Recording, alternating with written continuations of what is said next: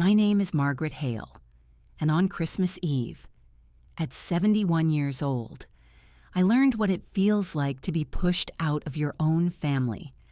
I wasn't expecting warmth or celebration when I arrived at my son Daniel's home, but I never imagined I would end the night standing on his front porch with the door slamming behind me.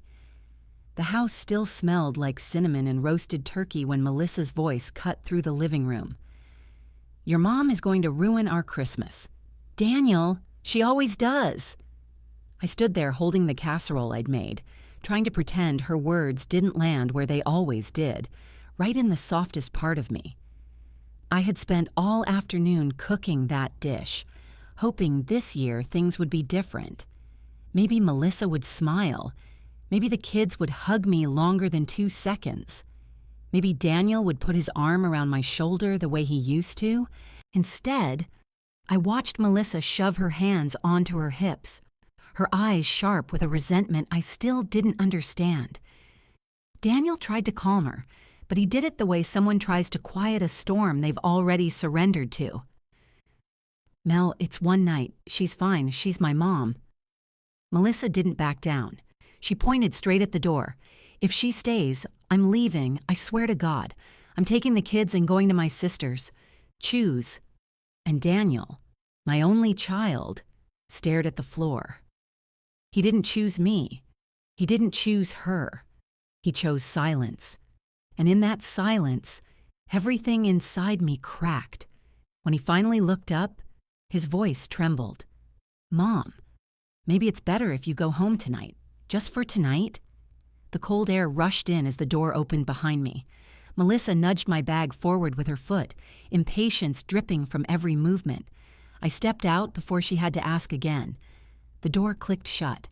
Snow collected on my sleeves, and I realized, standing alone in the freezing dark with no ride, no plan, and no real home waiting for me, that this was the moment my life would split in two. The part before this night, and everything that would come after. When I came to, the first thing I felt was heat, a heavy, artificial warmth pressing against my skin, nothing like the kind that comes from sunlight or a blanket pulled up by someone who cares. My eyelids fluttered open to a harsh white ceiling and the rhythmic beep of a monitor beside me. It took a few seconds before the blur sharpened enough for me to understand I was in a hospital. My throat felt dry, my lips cracked, and I could taste the metallic sting of fear at the back of my mouth. A nurse stepped into view, her voice gentle but brisk, the way people speak when they've already said the same lines 100 times. "Mrs. Hale, can you hear me?" I nodded weakly. She asked how I felt, but the truth was too tangled for words, cold, ashamed, overwhelmed, and strangely detached from my own body. She explained I'd been brought in with hypothermia symptoms after someone found me collapsed outside St. Mary's Church. I tried to imagine how I looked sprawled in the snow like that, an old woman left behind by the holiday joy inside other people's homes. She told me a woman named Joanne had seen me from across the parking lot and called 911. I didn't know who Joanne was, but for a brief moment, the kindness of a stranger felt stronger than all the hurt I had gathered from people I loved. Later that morning, a doctor informed me I could be discharged once my temperature stabilized. "Do you have someone who can pick you up?" he asked casually, as if the answer should have been obvious.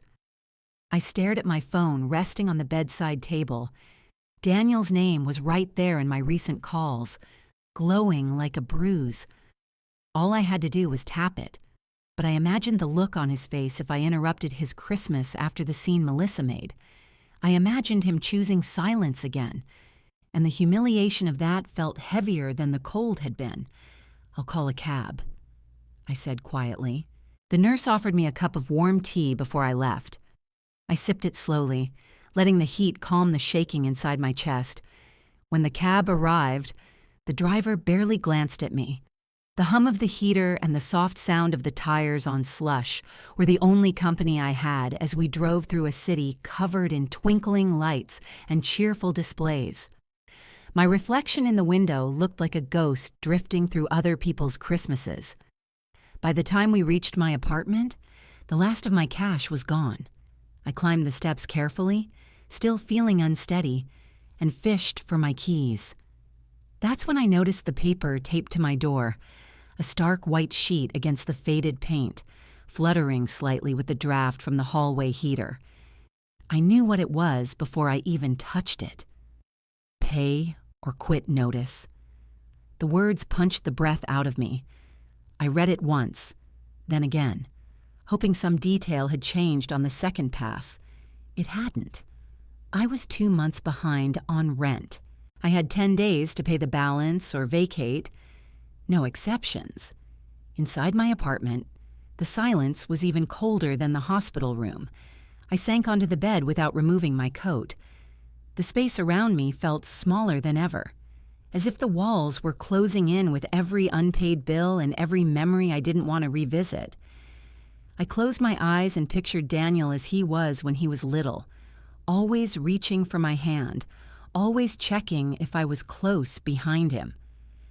I wondered when, exactly, he had stopped seeing me, when he started letting Melissa's resentment drown out the sound of my voice, when I became someone who could be pushed into the snow without a second thought.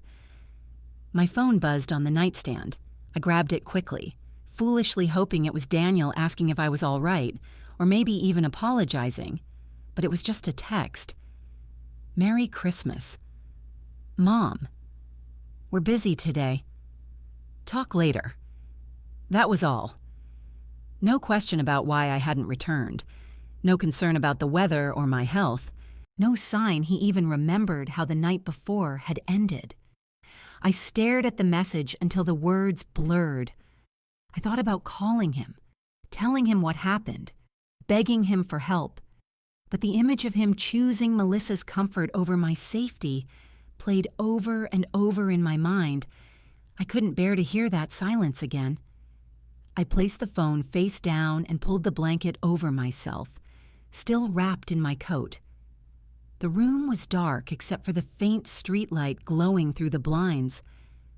I listened to the radiator sputter weakly in the corner, struggling to warm a space that no longer felt like mine.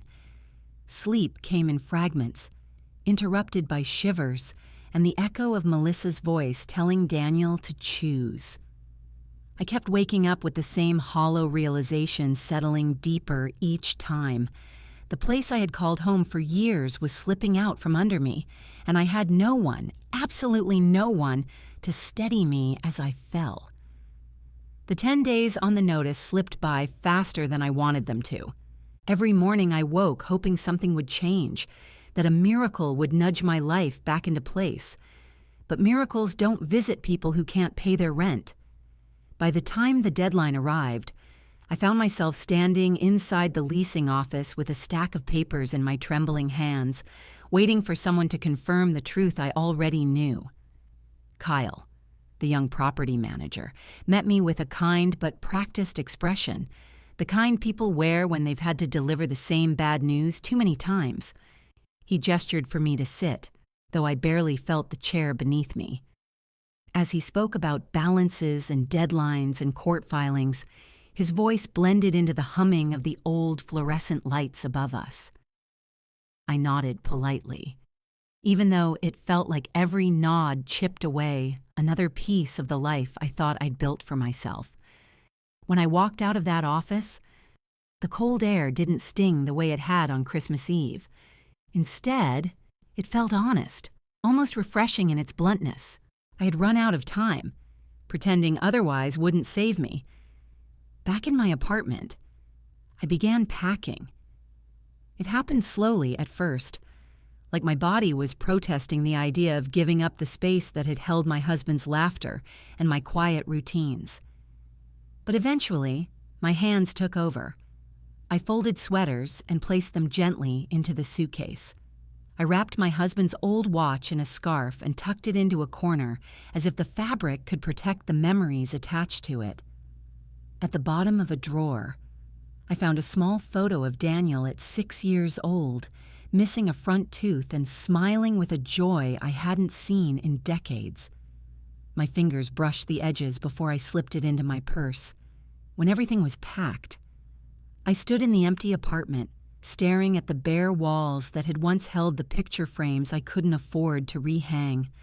I turned off the lights one final time and handed the keys to the building superintendent, who offered me a sympathetic half-smile that made me want to disappear.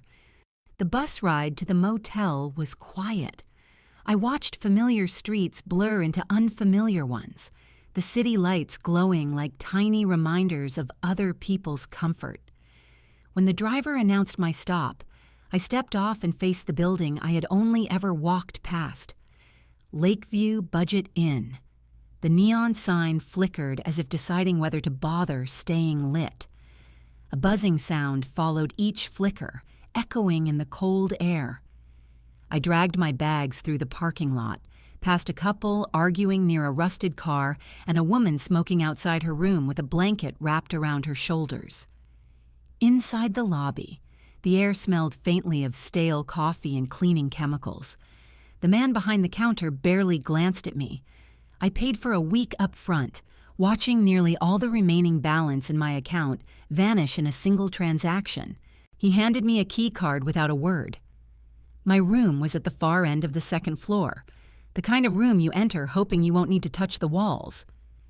The carpet felt damp under my shoes. The heater rattled so loudly it sounded like it might shake itself loose. A small table wobbled when I set my bag on it. Still, it was a roof over my head, and that alone felt like something I couldn't afford to judge. The first morning there, I tried buying a cup of coffee from the vending machine near the lobby. I fed my last few coins into the slot and waited. The machine groaned, flickered, then swallowed my money with a sort of mechanical indifference that felt almost personal. No coffee, no coins returned. I stared at the machine for a moment, then laughed, a short broken sound that startled me with its bitterness. It dissolved into silence before I could stop it. The days that followed slipped into a strange routine. I would walk to the diner down the street, order the cheapest breakfast on the menu, and stretch it as long as possible so I wouldn't have to return to the room too soon. Sometimes I watched families eat together, talking over plates of pancakes, and I felt like a ghost drifting through a world I used to be part of. Every night I checked my phone, hoping for a message from Daniel. Nothing arrived. I didn't send anything either. I didn't trust myself not to apologize for inconveniencing his holiday, which suddenly felt like the saddest instinct a mother could have. On the fifth night, as I lay on the creaky motel bed, staring at the ceiling, my phone lit up with a call from a number I didn't recognize. For a moment, I wondered if it was a scammer or a wrong number. "Mrs. Hale?" a man's voice said when I answered. "My name is Mark Reynolds. I'm the attorney for a Ms. Lorraine Carter." I sat up, my heart thudding. Lorraine. My aunt. He continued in a calm, steady tone. "I'm calling regarding her estate. It's important that we meet. There's something you need to know." The motel room suddenly felt too small to hold the weight of his words, and for the first time since Christmas Eve, a spark of something. Fear, hope, I couldn't be sure, stirred inside me. 2 days after the call, I stood outside a glass building downtown, feeling wildly out of place among the polished shoes and structured coats of people rushing in and out. The wind coming off Lake Erie pushed against me, tugging at the hem of my jacket. I had barely slept the night before, replaying Mark Reynolds' voice over and over. "There's something you need to know." I didn't know whether to expect good news or another blow to absorb, but either way, I couldn't keep living in that motel room with the rattling heater and the peeling wallpaper. So I squared my shoulders and stepped inside. Mark's office was bright and orderly, the kind of place that smelled faintly of lemon cleaner and fresh paper.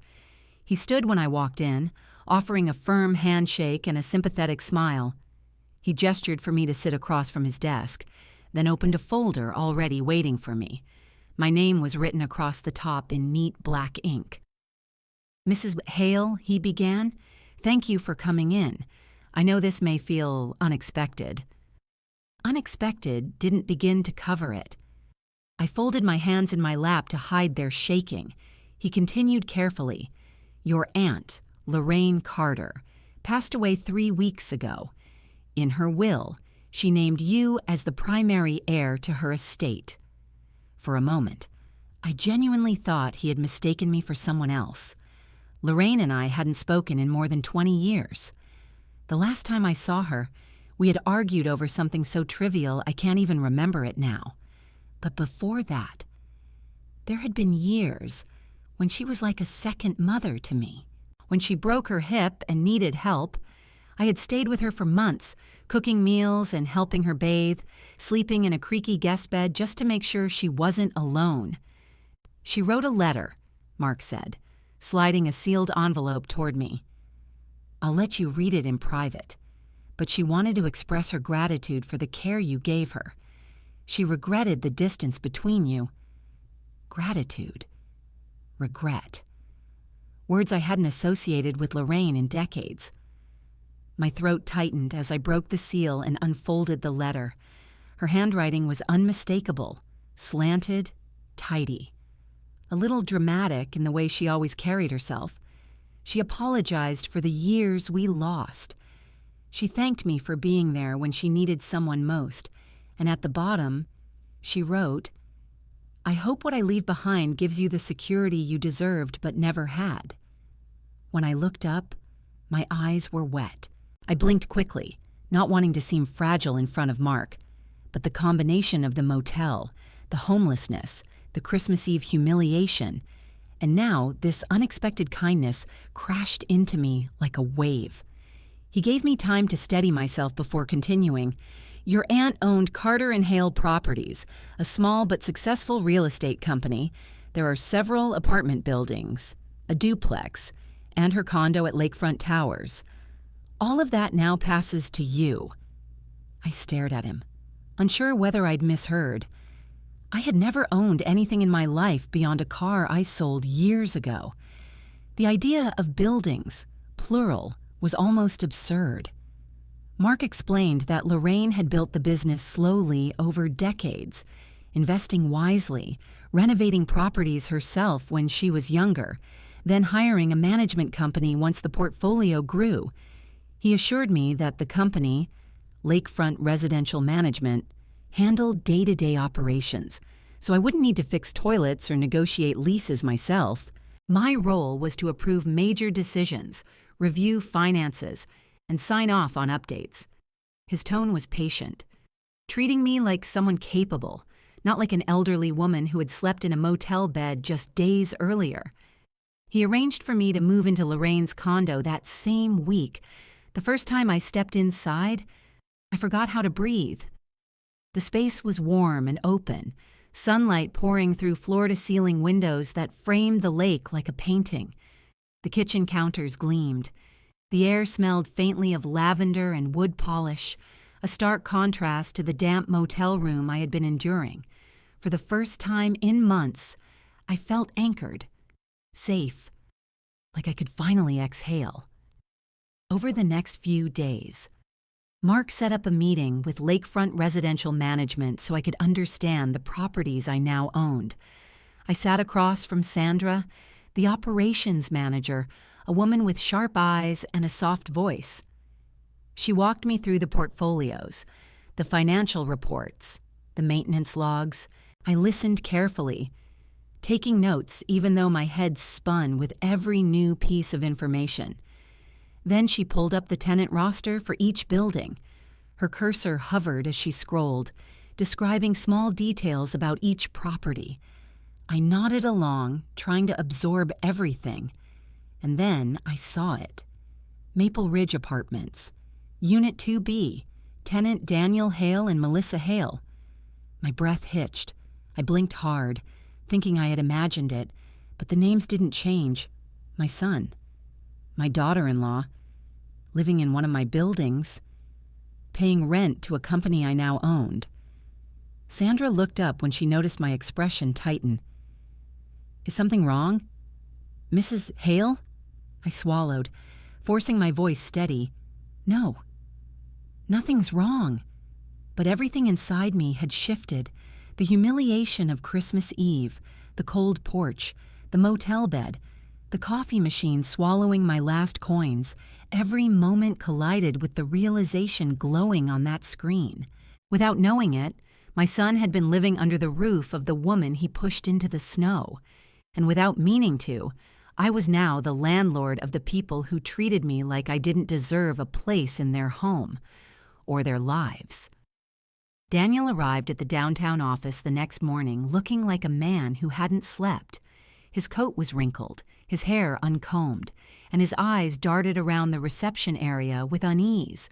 He didn't expect marble floors or the long hallway lined with framed photos of renovated buildings. He certainly didn't expect to see my name on the directory near the elevator, Margaret Hale, principal owner. When he spotted it, he froze, confusion washing over his face like a slow, dawning storm. "Mom?" he whispered, as if saying the word too loudly might make the truth harder to bear. I stood by the conference room door and motioned him inside. The large windows behind me glowed with winter sun, casting reflections across the polished table. He sat down hesitantly, his hands clasped together in a tight knot. I didn't sit right away. I needed those first few seconds to take in the sight of him, the son I had raised, the man who had once clung to my hand crossing streets, now shrinking under the weight of consequences he helped create. "I don't understand," he said finally. "What is this?" I took a breath, steady and deliberate. "I own Carter and Hale Properties now, Daniel, Maple Ridge included." His face drained of color. You own the building? Our building?" His voice cracked. "Why didn't you tell me?" I pulled out the folder Mark had prepared. "I only found out days ago I needed time to decide how to handle it. Handling you," I added, softer but truthful. I needed to be sure I wasn't acting out of anger. Daniel dropped his gaze. "I'm sorry about Christmas Eve. I was trying to keep the peace. Melissa, she doesn't like when things feel out of her control. I didn't want the night to blow up even worse." "It blew up anyway," I said. "Only I was the one left outside." He flinched. His hands shook as he leaned forward. "We're drowning, Mom, the rent increase, the bills. Melissa's been yelling nonstop, and I feel like I'm failing her, the kids, everyone. I didn't know how to ask for help." "You didn't ask," I said quietly. "You chose silence. You chose someone else's comfort over my safety. You left me standing in the cold. Daniel." He pressed a hand over his eyes. "I know, and I hate myself for it." I sat across from him finally, letting the weight of the moment settle. "I'm not renewing your lease at Maple Ridge. The papers have already gone out." He nodded slowly, like a man accepting a verdict he knew he deserved. "But," I continued, "there's another apartment, 1 bedroom, quiet, affordable. I can offer it to you, just you." It took him a moment to process that. When he did, his breath hitched. "You mean without Melissa?" "Yes." He stared at the table, wrestling with a truth he'd avoided for far too long.